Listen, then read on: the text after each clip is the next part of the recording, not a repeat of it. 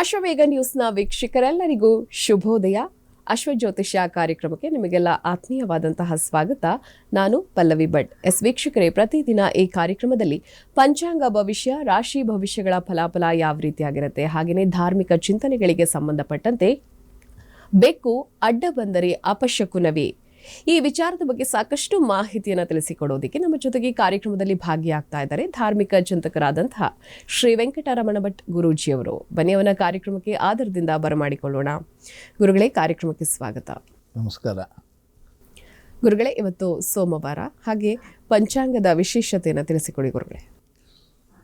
ಓಂ ಗುರುಬ್ರಹ್ಮ ಗುರುರ್ವಿಷ್ಣು ಗುರುರ್ದೇವೋ ಮಹೇಶ್ವರ ಗುರು ಸಾಕ್ಷಾತ್ ಪರಂ ಬ್ರಹ್ಮ ತಸ್ಮೈ ಶ್ರೀ ಗುರವೇ ನಮಃ. ಏಕ ಏವ ಪರಬ್ರಹ್ಮ ಪರಮಾತ್ಮಾ ದಿಗಂಬರಃ ಸ್ವಯಮೇವ ಗುರು ಸಾಕ್ಷಾತ್ ಸುಬ್ರಾಜಃ ಪಾತು ನಃ ಸದಾ. ಕಾರುಣ್ಯಮೂರ್ತಿಂ ಕಮನೀಯ ರೂಪಂ ದಿಗಂಬರಂ ಯೋಗಿ ಗಣೈಃ ಸುಪೂಜ್ಯಂ ಸ್ವಭಕ್ತರಕ್ಷಾರ್ಥಕೃತಾವತಾರಂ ಸುಬ್ರಾಜರಾಜಂ ಶರಣಂ ಪ್ರಪದ್ಯೆ. ಶ್ರೀಪಾದರಾಜಂ ಶರಣಂ ಪ್ರಪದ್ಯೆ. ದತ್ತಾತ್ರೇಯೋ ಮಹಾಯೋಗಿ ಭಗವಾನ್ ಭೂತಭಾವನಃ ಚತುರ್ಭುಜೋ ಮಹಾವಿಷ್ಣುಃ ಯೋಗ ಸಾಮ್ರಾಜ್ಯ ದೀಕ್ಷಿತಃ. ನಮಃ ಶಾಂತಾಯ ದಿವ್ಯಾಯ ಸತ್ಯಧರ್ಮಸ್ವರೂಪಿಣೆ ಸ್ವಾನಂದಾಮೃತತೃಪ್ತಾಯ ಶ್ರೀಧರಾಯ ನಮೋ ನಮಃ. ಶ್ರೀಮದ್ ಗಂಗಾಧರೇಂದ್ರ ಸರಸ್ವತಿ ಮಹಾಸ್ವಾಮಿಗಳವರ ಪಾದ ಪದ್ಮಗಳಲ್ಲಿ ಶಿರಸಾಷ್ಟಾಂಗವಾಗಿ ನಮಸ್ಕರಿಸುತ್ತಾ, ಶ್ರೀ ಕ್ರೋಧಿನಾಮ ಸಂವತ್ಸರ ದಕ್ಷಿಣಾಯನ ಗ್ರೀಷ್ಮ ಋತು ಆಷಾಢ ಮಾಸ ಕೃಷ್ಣ ಪಕ್ಷ ಪ್ರತಿಪತ್ ಅಂದರೆ ಪಾಡ್ಯ, ಸೋಮವಾರ ಶ್ರವಣ ನಕ್ಷತ್ರ, ಪ್ರೀತಿನಾಮ ಯೋಗ, ಕೌಲವ ಕರಣ. ಇದು ಇವತ್ತಿನ ಪಂಚಾಂಗ.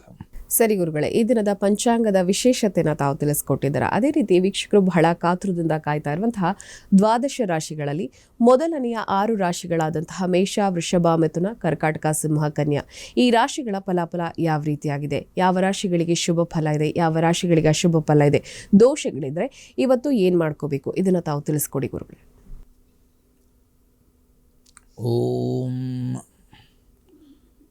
ಆಪ್ಯಾಜಸ್ವ ಸಮೇತುತೆ ವಿಶ್ವತಃ ಸೋಮ ವೃಷ್ಣಿಜಂ ಭವಾವಾಜಸ್ಯ ಸಂಗಥೆ ಅಪ್ಸು ಮೇ ಸೋಮೋ ಅಬ್ರವೀದಂತರ್ವಿಶ್ವಾನಿ ಭೇಷಜ ಅಗ್ನಿಂಚ ವಿಶ್ವಶಂಭುವಮಾಪಶ್ಚ ವಿಶ್ವಭೇಷಜೀಃ ಗೌರೀಮಿಮಾಯ ಸಲಿಲಾನಿ ತಕ್ಷತಿ ಏಕಪದೇ ದ್ವಿಪದೇ ಸಾ ಚತುಷ್ಪದಿ ಅಷ್ಟಾಪದೇ ನವಪದೇ ಬಭೂವುಷೇ ಸಹಸ್ರಾಕ್ಷರಾ ಪರಮೇ ವ್ಯೋಮನ್ ದಧಿಶಂಖತುಷಾರಾಭಂ ಕ್ಷೀರೋದಾರ್ಣವಸಂಭವಂ ನಮಾಮಿ ಶಶಿನಂ ಸೋಮಂ ಶಂಭೋರ್ಮುಕುಟಭೂಷಣಂ. ಇವತ್ತಿನ ದಿವಸ ನಾವು ಸೋಮನ ಆರಾಧನೆಯನ್ನು ಮಾಡತಕ್ಕಂಥದ್ದು. ಸೋಮ ಚಂದ್ರಮಾ ಮನಸೋ ಜಾತಃ. ಸೋಮ ಅಂದರೆ ಚಂದ್ರನ ಆರಾಧನೆಯನ್ನು ಮಾಡತಕ್ಕಂಥದ್ದು. ನಮ್ಮ ಮನಸ್ಸಿನಲ್ಲಿ ಇರತಕ್ಕಂತಹ ಎಲ್ಲ ರೀತಿಯಾದಂಥ ಮನಃಕಾರಕ, ನಮಗೆ ಮನಸ್ಸನ್ನು ಕೊಡತಕ್ಕಂಥವನು, ಮನಸ್ಸಿನ ಎಲ್ಲ ರೀತಿಯಾದಂಥ ವೇಗವನ್ನು ಅದನ್ನು ನಿಯಂತ್ರಿಸುವವನು, ಅಥವಾ ಯಾವ ಕಡೆ ಹೋಗಬೇಕು ಮನಸ್ಸು ಅಂತ ಅದನ್ನು ಪಳಗಿಸುವವನು, ಅವನೇ ಚಂದ್ರನಾಗಿದ್ದಾನೆ. ಆದ್ದರಿಂದ ಚಂದ್ರನ ಆರಾಧನೆಯನ್ನು ಇವತ್ತಿನ ದಿವಸ ನಾವು ಮಾಡೋದರಿಂದ ಎಲ್ಲ ರೀತಿಯಲ್ಲಿ ಅನುಕೂಲ ಆಗುವಂಥದ್ದು. ಮೊದಲನೇದಾಗಿ ಮೇಷರಾಶಿಯಲ್ಲಿರುವವರಿಗೆ ಇವತ್ತಿನ ದಿವಸ ಅಪವಾದ ಬರುವಂಥ ಸಾಧ್ಯತೆ ಇದೆ, ಅವಮಾನ ಬರುವಂಥ ಸಾಧ್ಯತೆ ಇದೆ.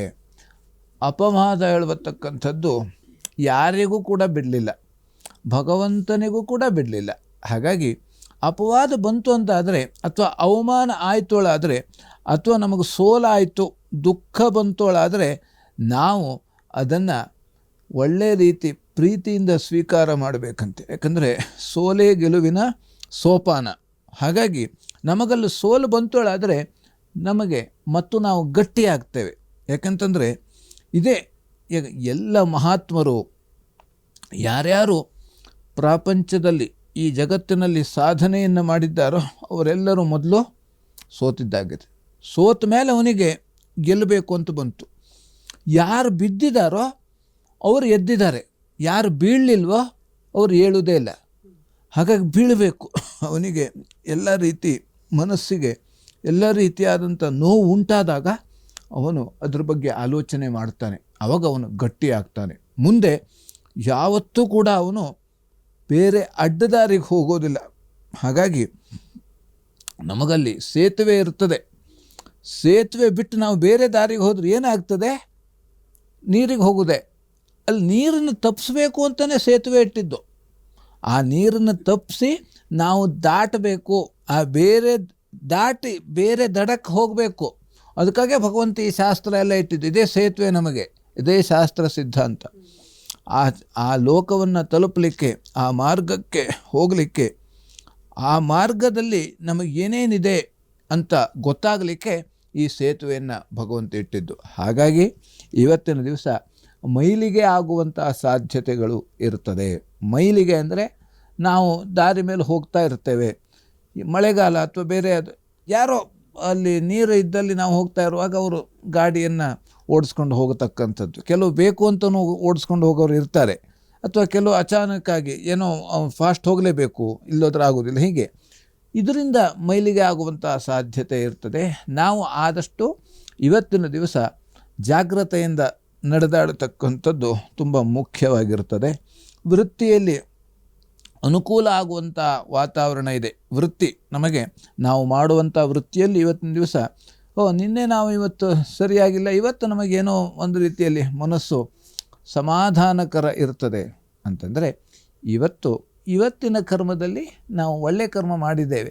ಅದಕ್ಕಾಗಿ ನಮಗೆ ಆ ಮನಸ್ಸಿನಲ್ಲಿ ಒಳ್ಳೆಯ ರೀತಿಯಾದಂಥ ಯಾವುದೇ ರೀತಿಯಾದಂಥ ಬೇರೆ ನಮಗೆ ಸಮಸ್ಯೆ ತೊಂದರೆ ಯಾವುದೂ ಕೂಡ ಬರೋದಿಲ್ಲ. ಹಾಗೆ ಬೆಳ್ಳಿ ಬಂಗಾರದ ವ್ಯಾಪಾರಿಗಳಿಗೆ ಲಾಭ ಆಗತಕ್ಕಂಥದ್ದು.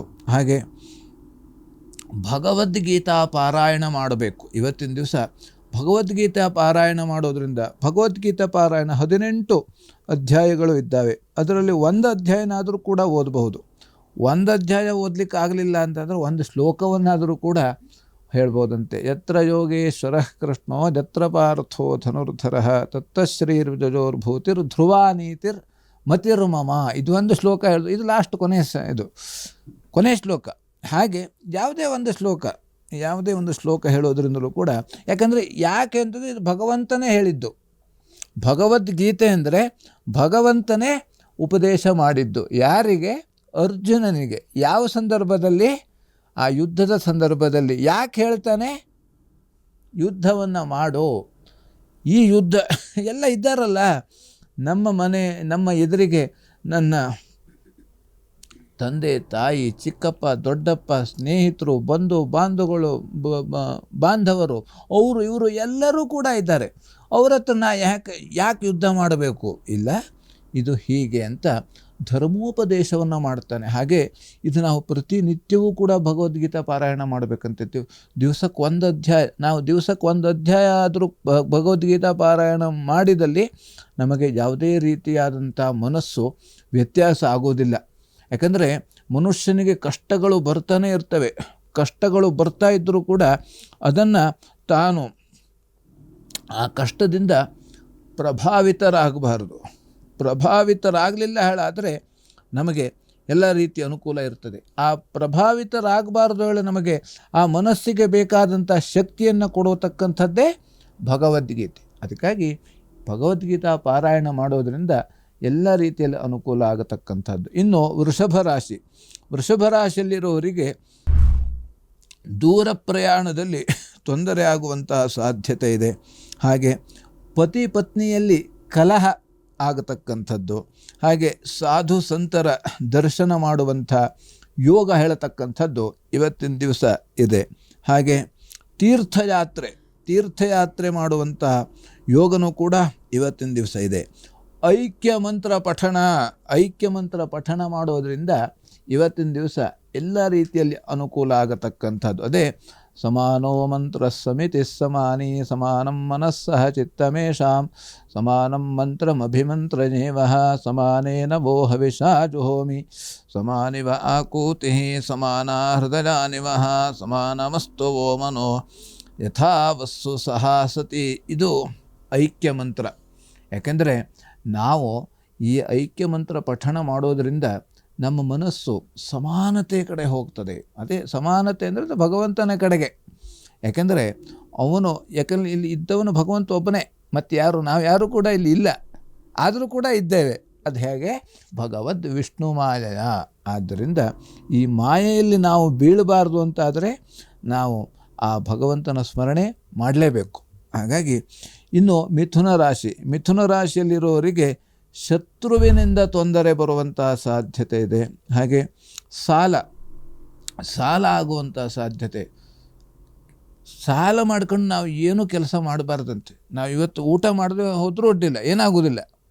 ಆದರೆ ಸಾಲ ಮಾತ್ರ ಯಾವತ್ತೂ ಕೂಡ ಮಾಡಬಾರ್ದು. ಸಾಲ ಮಾಡಿ ನಾವು ಏನು ಮಾಡೋದಿದೆ? ಏನು ಮಾಡೋದು ಇಲ್ಲ. ಯಾಕಂದರೆ ನಾವು ತರಲಿಲ್ಲ, ಹೋಗ್ತಾ ತಗೊಂಡು ಹೋಗೋದಿಲ್ಲ. ಮತ್ತು ನಾವು ಸಾಲ ಮಾಡ್ಕೊಂಡೇ ಬಂದಿದ್ದೇವೆ. ಹಿಂದಿನ ಜನ್ಮದ ಋಣ ಅಂದರೆ ಸಾಲ ತೀರಿಸಲು ಬಂದಿದೆ ಈ ನರದೇಹ. ಹಿಂದಿನ ಜನ್ಮದ ಕರ್ಮವ ತೀರಿಸಲು ಬಂದಿದೆ ಈ ನರದೇಹ. ಮೊದಲೇ ನಾವು ಸಾಲ ಮಾಡ್ಕೊಂಡೇ ಬಂದಿದ್ದೇವೆ. ನಾವು ಇವತ್ತು ನಮಗೇನು ಸಾಲ ಇಲ್ಲ ಅಂದರೂ ಕೂಡ ಆ ಕರ್ಮದ ಕರ್ಮದ ಚೀಲ ನಮ್ಮ ಹತ್ರ ಹಿಂದೆ ಇದೆ, ನಮಗೆ ಕಣ್ಣಿಗೆ ಕಾಣೋದಿಲ್ಲ. ಅದು ಈ ಕಣ್ಣಿಗೆ ಕಾಣೋದಿಲ್ಲ. ಈ ನಾವು ಮಾಡಿದಂಥ ಸಾಲ ನಮ್ಮ ಹಿಂದೆ ಇದ್ದಂಥ ಆ ಕರ್ಮದ ಚೀಲ, ಅದು ದೊಡ್ಡ ಬ್ಯಾಗೋದು. ಅದು ಯಾವ ಬ್ಯಾಗೋ ಆ ಬ್ಯಾಗ್ ನಮಗೆ ಕಣ್ಣಿಗೆ ಕಾಣೋದಿಲ್ಲ. ಆ ಬ್ಯಾಗ್ ನಮಗೆ ಕಣ್ಣಿಗೆ ಕಂಡುತೋಳಾದರೆ ನಾವು ಈ ಥರ ಇರಲಿಕ್ಕೆ ಸಾಧ್ಯನೇ ಇಲ್ಲ. ನಾವು ಭಗವತ್ ಚಿಂತನೆಯನ್ನು ಮಾಡುತ್ತೇವೆ. ಹಾಗಾಗಿ ಅಶುಚಿ ಆಗತಕ್ಕಂಥದ್ದು. ಇವತ್ತಿನ ದಿವಸ ಆದಷ್ಟು ನಾವು ಜಾಗ್ರತೆಯಿಂದ ಇದ್ದಲ್ಲಿ ಎಲ್ಲ ರೀತಿಯಲ್ಲಿ ಅನುಕೂಲ ಆಗತಕ್ಕಂಥದ್ದು. ಇನ್ನು ಮೃಷ್ಟಾನ್ನ ಭೋಜನ. ಇವತ್ತಿನ ದಿವಸ ನಾವು ಎಲ್ಲೋ ಸಭೆ ಸಮಾರಂಭ ಅಥವಾ ಯಾವುದೋ ಒಂದು ಕಡೆ ಹೋದಾಗ ನಮಗೆ ಒಳ್ಳೆಯ ರೀತಿಯಾದಂತಹ ಭೋಜನ ಹೇಳತಕ್ಕಂಥದ್ದು ಸಿಕ್ಕುವಂಥದ್ದು. ಇನ್ನು ದುರ್ಗಾ ದೀಪ ನಮಸ್ಕಾರ ಮಾಡೋದರಿಂದ ಇವತ್ತಿನ ದಿವಸ ಎಲ್ಲ ರೀತಿಯಲ್ಲಿ ಅನುಕೂಲ ಆಗತಕ್ಕಂಥದ್ದು. ಇನ್ನು ಕರ್ಕಾಟಕ ರಾಶಿಯಲ್ಲಿರುವವರಿಗೆ ಉದರ ಬಾಧೆ ಹೊಟ್ಟೆಗೆ ಸಂಬಂಧಪಟ್ಟಂಥ ಸಣ್ಣ ಪುಟ್ಟ ನೋವುಗಳು ಕಾಣಿಸುವಂಥ ಸಾಧ್ಯತೆ ಇದೆ. ನಾವು ಆದಷ್ಟು ಈ ಹೊಟ್ಟೆ ನೋವು ಅಥವಾ ಹೊಟ್ಟೆಗೆ ಸಂಬಂಧಪಟ್ಟಂಥ ಇದು ವಿಚಾರ ಬಂದಾಗ ನಾವು ಆದಷ್ಟು ಉಪವಾಸವನ್ನು ಮಾಡಬೇಕಂತೆ. ಕೆಲವೊಂದು ದೃಷ್ಟಿಯಲ್ಲಿ ಉಪವಾಸವನ್ನು ಮಾಡಿದಾಗ ನಮಗೆ ಆ ಹೊಟ್ಟೆಯಲ್ಲಿ ಇರತಕ್ಕಂಥ ಕೆಲವೊಂದು ಯಾವುದೇ ರೀತಿ ನೋವುಗಳು ಅಥವಾ ವ್ಯತ್ಯಾಸಗಳು ಕೂಡ ಸರಿಯಾಗಿ ಆಗತಕ್ಕಂಥದ್ದು. ಉಪವಾಸ ಮಾಡಿ ಸ್ವಲ್ಪ ಬಿಸಿ ನೀರನ್ನು ಕುಡಿಬೇಕು. ಆವಾಗ ಏನಾಗ್ತದೆ ಅಂತಂದರೆ ಅಲ್ಲಿ ಸರಿಯಾಗಿ ಜೀರ್ಣಕ್ರಿಯೆ ನಡೀತದೆ. ಜೀರ್ಣಕ್ರಿಯೆ ಮನುಷ್ಯನಿಗೆ ಸರಿಯಾಗಿ ಆಗಲಿಲ್ಲ ಹಾಳಾದರೆ ಆವಾಗ ರೋಗಗಳು ಬರ್ತವೆ. ನಾವು ಯಾವ ರೀತಿ ಮನೆಯಲ್ಲಿ ಗುಡಿಸ್ಲಿಲ್ಲ, ಒರೆಸಲಿಲ್ಲ, ನೀರು ಹಾಕಲಿಲ್ಲ ಅಂತಾದರೆ ಯಾವ ರೀತಿ ಕಸಗಳು ಬರ್ತಾವೋ ಹಾಗೆ ನಮ್ಮ ಹೊಟ್ಟೆಯಲ್ಲೂ ಆ ಕಸಗಳು ಇರ್ತವೆ. ಅದನ್ನು ನಾವು ಕೆಲವೊಂದು ಈ ರೀತಿ ನೀರಿನಿಂದ ತೊಳೆಯುವಂಥದ್ದು, ಕೆಲವೊಂದು ನಾವು ಮಾನಸಿಕವಾಗಿ ಕೆಲವೊಂದು ಧ್ಯಾನದ ಮೂಲಕವಾಗಿಯೂ ಕೂಡ ನಮಗೆ ಆಗತಕ್ಕಂಥ ಬಂದಿರತಕ್ಕಂಥ ಅನಾರೋಗ್ಯವನ್ನು ನಾವು ಸುಧಾರಣೆ ಮಾಡಿಕೊಳ್ಳಲಿಕ್ಕೆ ಸಾಧ್ಯ ಆಗುವಂಥದ್ದು. ಇನ್ನು ಮಕ್ಕಳಲ್ಲಿ ಸ್ವಲ್ಪ ಕಲಹ ಆಗುವಂಥ ಸಾಧ್ಯತೆ ಇದೆ. ಉನ್ನತ ಶಿಕ್ಷಣದವರಿಗೆ ಸ್ವಲ್ಪ ತೊಂದರೆ ಆಗುವಂಥ ಸಾಧ್ಯತೆಯೂ ಕೂಡ ಇದೆ. ಯಾವುದೇ ರೀತಿ ಉನ್ನತ ಶಿಕ್ಷಣದಲ್ಲಿ ಓದತಕ್ಕಂಥವರಿದ್ದರೆ ಜಾಗ್ರತೆಯಿಂದ ಇರತಕ್ಕಂಥದ್ದು. ಹಾಗೆ ದೂರ ಪ್ರಯಾಣ ಮಾಡುವಂಥ ಸಾಧ್ಯತೆ ಇದೆ. ಹಾಗೆ ಪತ್ನಿಯಿಂದ ಸಹಕಾರ ಹೇಳುವಂಥದ್ದು ಸಿಗುವಂಥದ್ದು. ಇನ್ನು ದತ್ತ ಸಹಸ್ರನಾಮ ಪಾರಾಯಣ ಮಾಡೋದರಿಂದ ಇವತ್ತಿನ ದಿವಸ ಎಲ್ಲ ರೀತಿಯಲ್ಲಿ ಅನುಕೂಲ ಆಗತಕ್ಕಂಥದ್ದು. ಇನ್ನು ಸಿಂಹರಾಶಿಯಲ್ಲಿ ಇರುವವರಿಗೆ ಇವತ್ತಿನ ದಿವಸ ಬಂಧುಗಳಲ್ಲಿ ಕಲಹ ಆಗುವಂತಹ ಸಾಧ್ಯತೆ ಇದೆ. ಹಾಗೆ ವಾಹನದಿಂದ ತೊಂದರೆ ಆಗುವಂತಹ ಸಾಧ್ಯತೆ ಇದೆ. ವಾಹನವನ್ನು ನಾವು ಓಡಿಸಬೇಕಾದ್ರೆ, ಯಾಕೆಂದರೆ ಸಾಮಾನ್ಯವಾಗಿ ಕೆಲವೊಂದು ಕಡೆ ನಮ್ಮ ತಪ್ಪಿಗಿಂತ ಹೆಚ್ಚು ಬೇರೆಯವರು ಬಂದು ನಮಗೆ ಸಮಸ್ಯೆಯನ್ನು ಕೊಡತಕ್ಕಂಥದ್ದೇ, ಅಥವಾ ನಮಗೆ ಯಾವ ರೀತಿ ಈ ನಾವು ಗಾಡಿಯನ್ನು ಓಡಿಸುವಾಗ ನಮಗೆ ಬಂದು ಅವರು ಗುದ್ದುವುದು, ಇದು ಕೂಡ ಆಗುವಂಥ ಸಂಭವ ಇರ್ತದೆ. ಹಾಗಾಗಿ ಆದಷ್ಟು ನಾವು ವಾಹನವನ್ನು ಓಡಿಸ್ಬೇಕು ಅಂತಾದರೆ ನಾವು ಆ ವಾಹನದಲ್ಲೇ ಕುಳಿತಿರ್ಬೇಕಂತೆ. ಅರೆ, ನಾವು ವಾಹನವನ್ನು ಅಲ್ಲೇ ಕುಳಿತಿದ್ದೇವೆ, ಆದರೆ ನಮ್ಮ ಮನಸ್ಸು ಮಾತ್ರ ಅದೆಲ್ಲ ಕಡೆ ಹೋಗ್ತಾ ಇದೆ. ಹಾಗಾಗಿ ಆದಷ್ಟು ನಮ್ಮ ಮನಸ್ಸು ಇಲ್ಲೇ ಇರಬೇಕು. ಹಾಗಾಗಿ ಇವತ್ತಿನ ದಿವಸ ಸಾಲ ಆಗುವಂಥ ಸಾಧ್ಯತೆ, ಇವತ್ತು ಈ ರಾಶಿಯವರಿಗೂ ಕೂಡ ಸಾಲವನ್ನು ಆದಷ್ಟು ನಾವು ಯಾವತ್ತೂ ಕೂಡ ಮಾಡಬಾರ್ದು. ಅಥವಾ ಕೆಲವು ಚೀಟಿ ಹಾಕೋದು, ಅದು ಇದು ಕೆಲವು ಹೀಗೆಲ್ಲ ಮಾಡ್ತಾರೆ. ನಮಗೆ ಆ ಚೀಟಿ ಹಾಕೋದರಿಂದ ಎಷ್ಟೋ ನಮ್ಮ ಮುಂದೆ ಅನುಕೂಲ ಆಗ್ತದೆ, ಹಾಗೆ ಹಿಂಗೆಲ್ಲ ಹೇಳ್ತಾರೆ. ಆದಷ್ಟು ಇಂಥ ವ್ಯವಹಾರದಲ್ಲಿ ಇವತ್ತಿನ ದಿವಸ ನಾವು ಹೋಗಬಾರ್ದು. ಇನ್ನು ಹೋಟೆಲ್ ಉದ್ಯಮಕ್ಕೆ ಅನುಕೂಲ ಆಗುವಂಥ ಸಾಧ್ಯತೆ ಇದೆ.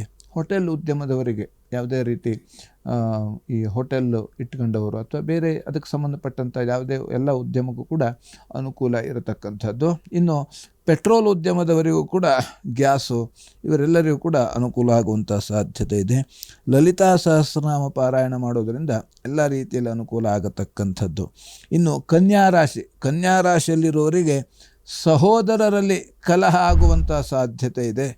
ಹಾಗೆ ಯೋಧರಿಗೆ ತೊಂದರೆ ಬರತಕ್ಕಂಥದ್ದು. ಯಾವುದೇ ಸೈನಿಕ ವೃತ್ತಿಯಲ್ಲಿ ಯಾರಾದರೂ ಇದ್ದರೆ ಇವತ್ತಿನ ದಿವಸ ಆದಷ್ಟು ಜಾಗ್ರತೆಯಿಂದ ಇರತಕ್ಕಂಥದ್ದು ಇದ್ದವರು. ಇನ್ನು ಕೆಲವು ಮನೆಯಲ್ಲೇ ಸ್ವಲ್ಪ ವಿಶ್ರಾಂತಿಯನ್ನು ಪಡೆದುಕೊಳ್ಳುವಂಥದ್ದು ಆದಷ್ಟು ಉತ್ತಮವಾಗಿರತಕ್ಕಂಥದ್ದು ಇವತ್ತಿನ ದಿವಸ. ಹಾಗೆ ಕೆಲಸಗಾರರಿಂದ ತೊಂದರೆ ಬರುವಂಥ ಸಾಧ್ಯತೆ ಇದೆ. ಮಕ್ಕಳಿಂದ ಸಹಾಯ ಸಿಗತಕ್ಕಂಥದ್ದು. ಇನ್ನು ಉನ್ನತ ಶಿಕ್ಷಣದವರಿಗೆ ಇವತ್ತಿನ ದಿವಸ ಅನುಕೂಲ ಇರತಕ್ಕಂಥದ್ದು. ಗೋ ಸೇವೆ ಮಾಡೋದರಿಂದ ಇವತ್ತಿನ ದಿವಸ ಎಲ್ಲ ರೀತಿಯಲ್ಲಿ ಅನುಕೂಲ ಆಗತಕ್ಕಂಥದ್ದು. ಸರಿ ಗುರುಗಳೇ, ಕಾರ್ಯಕ್ರಮದ ಮೊದಲ ಭಾಗದಲ್ಲಿ ತಾವು ಪಂಚಾಂಗದ ವಿಶೇಷತೆ, ಇದರ ಜೊತೆಗೆ ಸೋಮವಾರ ಪಠಿಸಬೇಕಾದಂತಹ ಮಂತ್ರ, ಇದರ ಜೊತೆಗೆ ಭಗವದ್ಗೀತೆಯ ವಿಶೇಷತೆ ಏನು ಅನ್ನೋದ್ರ ಬಗ್ಗೆ ತಿಳಿಸ್ಕೊಟ್ರಿ. ಜೊತೆಗೆ 12 ರಾಶಿಗಳಲ್ಲಿ ಮೊದಲ 6 ರಾಶಿಗಳ ಫಲಾಫಲ ಯಾವ ರೀತಿಯಾಗಿದೆ ಅನ್ನೋದನ್ನು ತಿಳಿಸ್ಕೊಟ್ಟಿದ್ದಾರೆ. ಕಾರ್ಯಕ್ರಮದಲ್ಲಿ ಸಣ್ಣದೊಂದು ವಿರಾಮವನ್ನು ತೆಗೆದುಕೊಳ್ಳುವಂತಹ ಸಮಯ ಆಗಿದೆ ಗುರುಗಳೇ. ಪ್ರಿಯ ವೀಕ್ಷಕರೇ, ನಿಮ್ಮ ಮನೆಯಲ್ಲಿ ಪೂಜೆ, ಹೋಮ, ಹವನ, ಮಂಗಳ ಕಾರ್ಯ, ಶುಭ ಕಾರ್ಯ ಇವೆಲ್ಲವನ್ನು ಮಾಡಿಸ್ಬೇಕು ಅಂತ ಆಸಕ್ತಿ ಇರುವಂಥವ್ರು, ಇದರ ಜೊತೆಗೆ ಯಾರು ಜಾತಕವನ್ನು ಬರೆಸಿಕೊಂಡಿಲ್ವೋ ಅವರು ಜಾತಕವನ್ನು ಬರೆಸೋದಕ್ಕೆ, ಇದರ ಜೊತೆಗೆ ಜಾತಕ ಇರುವಂಥವರು ಅದರಲ್ಲಿ ಇರುವಂತಹ ದೋಷಗಳಿಗೆ ಪರಿಹಾರವನ್ನು ಕಂಡುಕೊಳ್ಬೇಕಾದ್ರೆ ಧಾರ್ಮಿಕ ಚಿಂತಕರಾದಂತಹ ಶ್ರೀ ವೆಂಕಟರಮಣ ಭಟ್ ಗುರೂಜಿಯವರನ್ನು ತಾವು ನೇರ ಭೇಟಿಯಾಗಬೇಕು ಅಂತ ಆಸಕ್ತಿ ಇರುವಂಥವರು ಮಲ್ಲೇಶ್ವರಂನ 5ನೇ ಕ್ರಾಸ್ 5ನೇ ಮೇನ್ನಲ್ಲಿರುವ ಜಂಬೂ ಗಣಪತಿ ದೇವಸ್ಥಾನಕ್ಕೆ ಹೋಗಿ ನೇರ ಭೇಟಿಯಾಗಬಹುದು. ನೇರ ಭೇಟಿಯಾಗೋದಕ್ಕಿಂತ ಮುಂಚೆ ಕಾರ್ಯಕ್ರಮ ಪ್ರಸಾರವಾಗುವಂತಹ ಸಂದರ್ಭದಲ್ಲಿ ಅಶ್ವಜ್ಯೋತಿಷ್ಯ ಕಾರ್ಯಕ್ರಮದಲ್ಲಿ ಒಂದು ನಂಬರ್ ಡಿಸ್ಪ್ಲೇ ಆಗುತ್ತೆ. ಆ ನಂಬರ್ಗೆ ಕರೆ ಮಾಡಿ ಅಪಾಯಿಂಟ್ಮೆಂಟನ್ನು ತಗೊಂಡು ತಾವು ನೇರವಾಗಿ ಅಲ್ಲಿಗೆ ಹೋಗ್ಬೋದು, ಅವ್ರನ್ನ ಭೇಟಿಯಾಗ್ಬೋದು, ಸೂಕ್ತ ಸಲಹೆ ಮತ್ತು ಪರಿಹಾರಗಳನ್ನು ಕಂಡುಕೊಳ್ಬಹುದು ಅಂತ ಹೇಳ್ತಾ ಕಾರ್ಯಕ್ರಮದಲ್ಲಿ ಪುಟ್ಟದೊಂದು ವಿರಾಮದ ನಂತರ ಮತ್ತಷ್ಟು ಧಾರ್ಮಿಕ ವಿಚಾರಗಳು.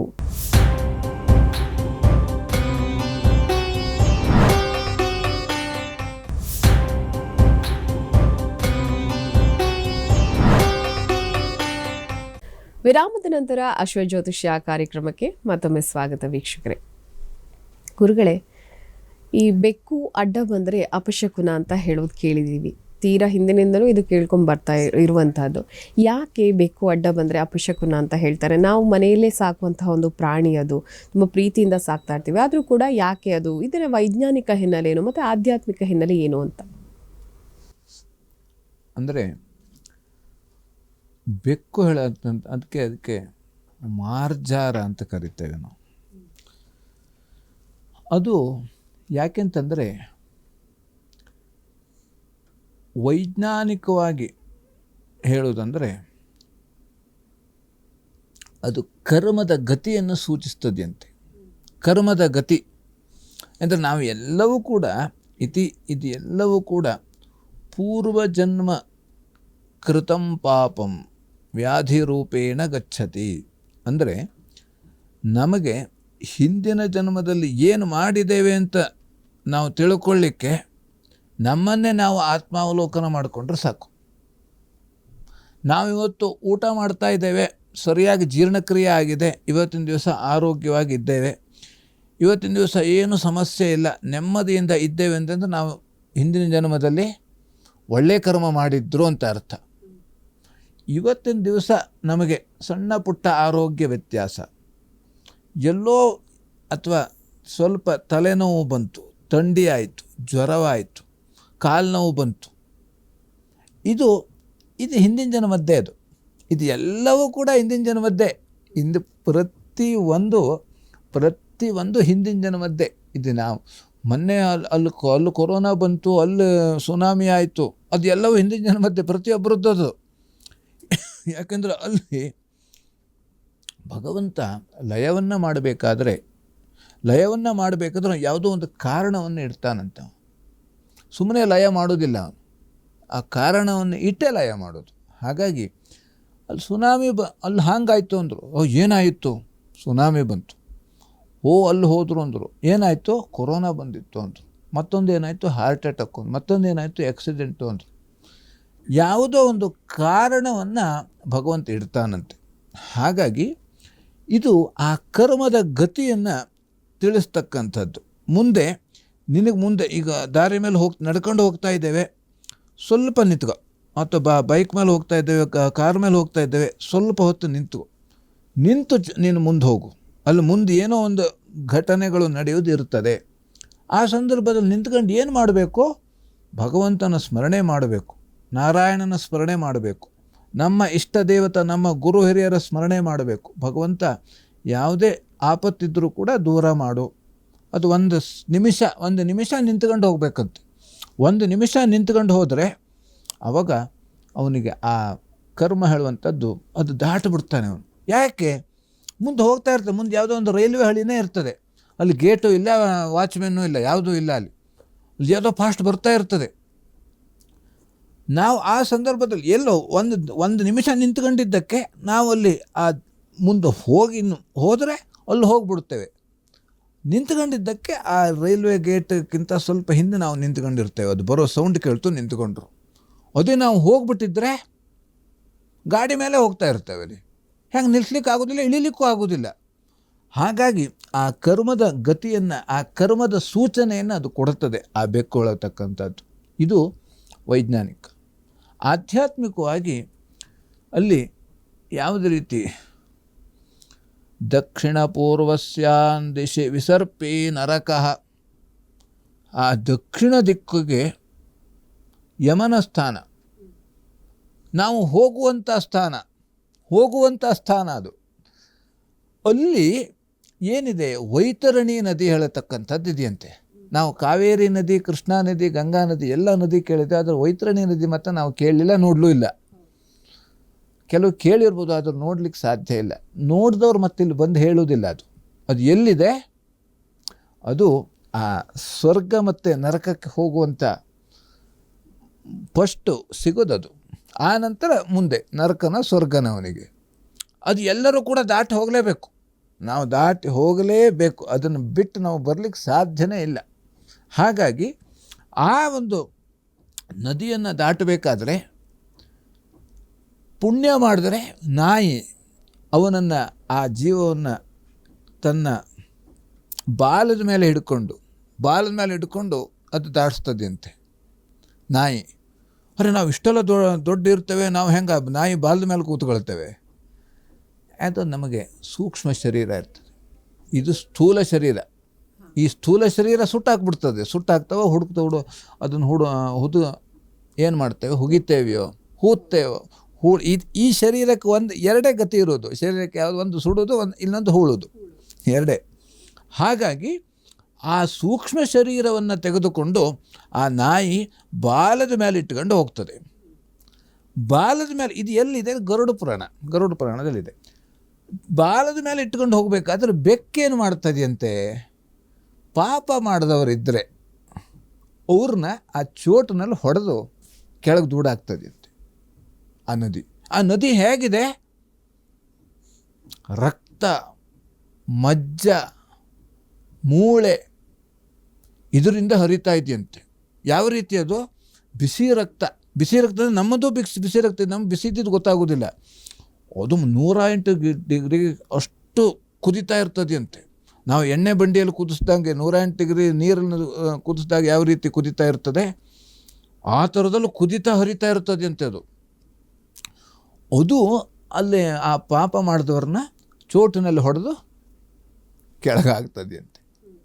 ಅದಕ್ಕಾಗಿ ಅದು ಈ ಆಧ್ಯಾತ್ಮಿಕವಾಗಿ ಅದಕ್ಕೆ ಬೆಕ್ಕನ್ನು ನಾವು ಅದನ್ನು ದೂರ ಇಡುತ್ತೇವೆ. ಬೆಕ್ಕನ್ನು ದೂರ ಇಡುವಂಥ ಉದ್ದೇಶನೇ ಅದು. ಅದಕ್ಕಾಗಿ ಅದು ಬೆಕ್ಕು ಮುದ್ದಾಗಿರುತ್ತದೆ. ಇಲಿಗಳ ಕಾಟ ಕಡಿಮೆ ಆಗಬೇಕು ಅಂದ್ರೆ ಬೆಕ್ಕು ಬೇಕೇ ಬೇಕು, ನಮಗೆ ವ್ಯಾವಹಾರಿಕವಾಗಿ ಪ್ರಾಪಂಚಿಕವಾಗಿ. ಆದರೆ ಆಧ್ಯಾತ್ಮಿಕದ ದೃಷ್ಟಿಯಿಂದ ಹಾಗಿರ್ತದೆ. ಅಂದರೆ ಏನು ಅಂತಂದರೆ, ಆ ಕ್ರೂರವಾದ ಕರ್ಮವನ್ನು ಮಾಡತಕ್ಕಂಥವನು ಬೆಕ್ಕಾಗಿ ಹುಟ್ಟುತ್ತಾನೆ.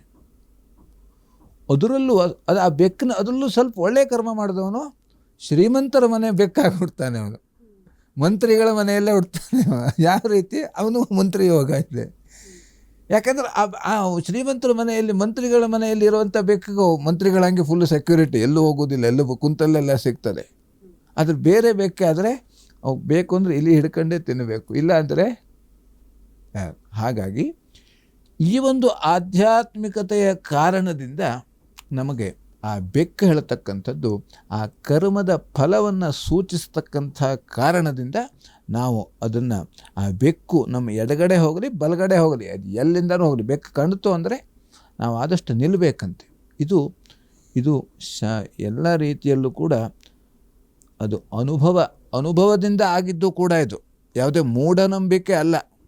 ಹಾಗಾಗಿ ಭಗವಂತ ಹೇಳಿದ್ದಾನೆ, ಎಲ್ಲರಲ್ಲೂ ತಾನಿದ್ದೇನೆ, ಎಲ್ಲರನ್ನೂ ಒಂದೇ ರೀತಿಯಲ್ಲಿ ನೋಡಬೇಕು. ಹಾಗಾಗಿ ಆ ವಿಚಾರ ಬೇರೆ. ಈ ವಿಚಾರ ಹಸು ಬಂದರೆ ನಾವೇನು ಮಾಡಬೇಕು? ನಿಂತ್ಕೊಂಡು ಪ್ರದಕ್ಷಿಣೆ ಮಾಡಬೇಕಂತೆ. ಸುತ್ತಲೂ ಪ್ರದಕ್ಷಿಣೆ ಮಾಡಬೇಕು ಅಥವಾ ನಮಸ್ಕಾರ ಮಾಡಬೇಕು. ಬೆಕ್ಕು ಬಂದರೆ ಭಗವಂತನ ಸ್ಮರಣೆ ಮಾಡಬೇಕು. ಹಸು ಬಂದರೆ ಹಸು ಪ್ರದಕ್ಷಿಣೆ ಮಾಡಬೇಕು. ಹಾಗಾಗಿ ಇದೆಲ್ಲ ಅದು ಹೇಳ್ತಾ ಹೋದ್ರೆ ಮತ್ತೂ ಜಾಸ್ತಿ ಇದೆ. ನಾವು ಆದಷ್ಟು ಈ ರೀತಿ ಮಾಡೋದ್ರಿಂದ ನಮಗೆ ತುಂಬ ಅನುಕೂಲ ಆಗತಕ್ಕಂಥದ್ದು. ಸರಿ ಗುರುಗಳೇ, ಕಾಲಾವಕಾಶ ಕಮ್ಮಿ ಇರೋದ್ರಿಂದ ಈ ವಿಚಾರದ ಬಗ್ಗೆ ಸಾಕಷ್ಟು ಮಾಹಿತಿಯನ್ನು ತಿಳ್ಕೊಳ್ಳೋಕ್ಕೆ ಸಾಧ್ಯ ಆಗೋದಿಲ್ಲ. ಆದರೂ ಕೂಡ ಒಂದು ಪಾಪ ಪುಣ್ಯ ಕರ್ಮವನ್ನು ನಾವು ಮಾಡೋದ್ರಿಂದ ನಾವು ಯಾವ ರೀತಿಯಾಗಿ ನರಕಕ್ಕೆ ಹೋಗ್ತೀವಿ, ಯಾವ ರೀತಿಯಾಗಿ ಸ್ವರ್ಗಕ್ಕೆ ಹೋಗ್ತೀವಿ, ಮತ್ತು ವೈತರಣಿ ನದಿಯ ಬಗ್ಗೆ ತಾವು ತಿಳಿಸ್ಕೊಟ್ರಿ. ಇದರ ಜೊತೆಗೆ ಉಳಿದಂತಹ ರಾಶಿಗಳಾದಂತಹ ತುಲಾ, ವೃಶ್ಚಿಕ, ಧನಸ್ಸು, ಮಕರ, ಕುಂಭ, ಮೀನ ಈ ರಾಶಿಗಳ ಫಲಾಫಲ ಯಾವ ರೀತಿಯಾಗಿದೆ, ಏನಿದೆ ಶುಭ ಫಲ ಮತ್ತು ಯಾವ ರೀತಿಯಾದಂತಹ ಅಶುಭ ಫಲ ಇದೆ, ಅಶುಭ ಫಲ ಇರುವವರು ಯಾವ ರೀತಿಯಾಗಿ ದೋಷವನ್ನು ಪರಿಹಾರ ಮಾಡ್ಕೋಬೇಕು, ಇದ್ರ ಬಗ್ಗೆ ತಾವು ತಿಳಿಸ್ಕೊಡಿ ಗುರುಗಳೇ. ಇನ್ನು ತುಲಾರಾಶಿಯಲ್ಲಿರುವವರಿಗೆ ಸರಿಯಾದ ಸಮಯಕ್ಕೆ ಆಹಾರ ಹೇಳತಕ್ಕಂಥದ್ದು ಸಿಗುವುದಿಲ್ಲ. ಆದ್ದರಿಂದ ಧನಸ್ಥಾನದಲ್ಲಿ ತೊಂದರೆ ಬರುವಂತಹ ಸಾಧ್ಯತೆ ಇದೆ. ವಿದ್ಯಾರ್ಥಿಗಳಿಗೆ ವಿಘ್ನ ಆಗತಕ್ಕಂಥದ್ದು, ಹಾಗೆ ಬಂಧುಗಳಿಂದ ಸಹಾಯ ಸಿಗುವಂಥದ್ದು, ತಾಯಿಯಿಂದ ಉತ್ತಮವಾದಂತಹ ಸಲಹೆ ಸಿಗ್ತದೆ. ಹಾಗೆ ಗುರು ಹಿರಿಯರ ಸೇವೆ ಮಾಡೋದರಿಂದ ಎಲ್ಲ ರೀತಿಯಲ್ಲಿ ಅನುಕೂಲ ಆಗತಕ್ಕಂಥದ್ದು. ಇನ್ನು ವೃಶ್ಚಿಕ ರಾಶಿಯಲ್ಲಿರೋರಿಗೆ ಆರೋಗ್ಯದಲ್ಲಿ ವ್ಯತ್ಯಾಸ ಆಗುವಂಥ ಸಾಧ್ಯತೆ ಇದೆ. ಶಿರೋಬಾಧೆ ಆಗುವಂಥ ಸಾಧ್ಯತೆ ಇದೆ. ಪರಿಶ್ರಮದಿಂದ ಕಾರ್ಯಸಿದ್ಧಿ ಆಗತಕ್ಕಂಥದ್ದು, ಹಾಗೆ ಸೈನಿಕರಿಗೆ ಅನುಕೂಲ ಆಗತಕ್ಕಂಥದ್ದು. ಇನ್ನು ಶ್ವಾನಗಳಿಗೆ ಆಹಾರ ಕೊಡೋದರಿಂದ ಎಲ್ಲ ರೀತಿಯಲ್ಲಿ ಅನುಕೂಲ ಆಗತಕ್ಕಂಥದ್ದು. ಇನ್ನು ಧನುರಾಶಿಯಲ್ಲಿರೋರಿಗೆ ಅಧಿಕ ವ್ಯಯ, ಖರ್ಚು ಸ್ವಲ್ಪ ಜಾಸ್ತಿ ಆಗುವಂಥ ಸಾಧ್ಯತೆ ಇದೆ. ವೈರಿಯಿಂದ ತೊಂದರೆ ಬರತಕ್ಕಂಥದ್ದು. ಮೃಷ್ಟಾನ್ನ ಭೋಜನ ಮಾಡುವಂಥ ಯೋಗ ಇದೆ. ವಿದ್ಯಾರ್ಥಿಗಳಿಗೆ ಅನುಕೂಲ ಆಗತಕ್ಕಂಥದ್ದು. ಶ್ರೀ ಸೂಕ್ತ ಪಾರಾಯಣ ಮಾಡೋದರಿಂದ ಇವತ್ತಿನ ದಿವಸ ಎಲ್ಲ ರೀತಿಯಲ್ಲಿ ಅನುಕೂಲ ಆಗತಕ್ಕಂಥದ್ದು. ಇನ್ನು ಮಕರ ರಾಶಿಯಲ್ಲಿರೋರಿಗೆ ಆರೋಗ್ಯ ಸುಧಾರಣೆ ಆಗುವಂಥ ಸಾಧ್ಯತೆ ಇದೆ. ಪೂಜೆಯಲ್ಲಿ ಭಾಗಿಯಾಗುವಂತಹ ಸಾಧ್ಯತೆ ಇದೆ. ವ್ಯಾಪಾರದಿಂದ ನಷ್ಟ ಆಗುವಂಥ ಸಾಧ್ಯತೆ ಇದೆ. ಹಾಗೆ ವಾಹನದಿಂದಲೂ ಕೂಡ ತೊಂದರೆ ಬರುವಂಥ ಸಾಧ್ಯತೆ ಇದೆ. ಲಕ್ಷ್ಮೀನಾರಾಯಣ ಹೃದಯ ಪಾರಾಯಣ ಮಾಡುವುದರಿಂದ ಎಲ್ಲ ರೀತಿಯಲ್ಲಿ ಅನುಕೂಲ ಆಗತಕ್ಕಂಥದ್ದು. ಇನ್ನು ಕುಂಭರಾಶಿಯಲ್ಲಿರುವವರಿಗೆ ಅಧಿಕ ವ್ಯಯ, ಖರ್ಚು ಜಾಸ್ತಿ ಆಗತಕ್ಕಂಥದ್ದು. ಹಾಗೆ ವ್ಯಾಪಾರದಿಂದ ನಷ್ಟ ಆಗತಕ್ಕಂಥದ್ದು. ವೃತ್ತಿಯಲ್ಲಿ ಸ್ವಲ್ಪ ಕಿರಿಕಿರಿ ಆಗುವಂಥ ಸಾಧ್ಯತೆ ಇದೆ. ನೀರಿನಿಂದ ತೊಂದರೆ ಬರತಕ್ಕಂಥ ಸಾಧ್ಯತೆ. ಮನೆ ಕಟ್ಟುವ ಯೋಗ ಇವತ್ತಿನ ದಿವಸ ಇರತಕ್ಕಂಥದ್ದು. ದತ್ತಮಾಲಾ ಮಂತ್ರ ಪಠಣದಿಂದ ಎಲ್ಲ ರೀತಿಯಲ್ಲಿ ಅನುಕೂಲ ಆಗತಕ್ಕಂಥದ್ದು. ಇನ್ನು ಮೀನರಾಶಿಯಲ್ಲಿರೋರಿಗೆ ತೀರ್ಥಯಾತ್ರೆಯಲ್ಲಿ ತೊಂದರೆ ಬರುವಂತಹ ಸಾಧ್ಯತೆ ಇದೆ. ದಾನ ಧರ್ಮಗಳಲ್ಲೂ ಕೂಡ ತೊಂದರೆ ಬರುವಂತಹ ಸಾಧ್ಯತೆ ಇದೆ. ಚಿನ್ನ ಬೆಳ್ಳಿ ವ್ಯಾಪಾರಿಗಳಿಗೆ ಲಾಭ ಆಗತಕ್ಕಂಥದ್ದು, ಹಾಗೆ ಬಟ್ಟೆ ವ್ಯಾಪಾರಿಗಳಿಗೂ ಕೂಡ ಲಾಭ ಆಗತಕ್ಕಂಥದ್ದು. ಇವತ್ತಿನ ದಿವಸ ತಂದೆ ತಾಯಿಯವರ ಸೇವೆ ಮಾಡೋದರಿಂದ ಎಲ್ಲ ರೀತಿಯಲ್ಲಿ ಅನುಕೂಲ ಆಗತಕ್ಕಂಥದ್ದು. ಆದ್ದರಿಂದ ನಾವು ಭಯಪಡಬೇಕಾದ್ದೇನಿಲ್ಲ. ಇವತ್ತಿನ ದಿವಸ ಭಗವಂತನ ಸ್ಮರಣೆಯಿಂದ ಭಕ್ತಿಯಿಂದ ಮಾಡುವುದರಿಂದ ನಮ್ಮೆಲ್ಲ ಕಷ್ಟಗಳು ಕೂಡ ಪರಿಹಾರವಾಗಿ ನಾವೆಲ್ಲರೂ ಕೂಡ ಸುಖವನ್ನು ಕಾಣಲಿಕ್ಕೆ ಸಹಾಯವಾಗ್ತದೆ.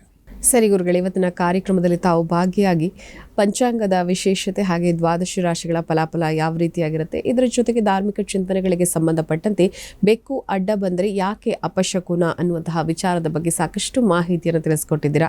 ಕಾರ್ಯಕ್ರಮದಲ್ಲಿ ಭಾಗಿಯಾಗಿದ್ದಕ್ಕಾಗಿ ಹೃತ್ಪೂರ್ವಕ ಧನ್ಯವಾದಗಳು ಗುರುಗಳೇ. ನಮಸ್ಕಾರ. ಲೋಕಾಃ ಸಮಸ್ತಾಃ ಸುಖಿನೋ ಭವಂತು, ಸಮಸ್ತ ಸನ್ಮಂಗಳಾನಿ ಭವಂತು. ಎಲ್ಲರಿಗೂ ಕ್ಷೇಮವಾಗಲಿ.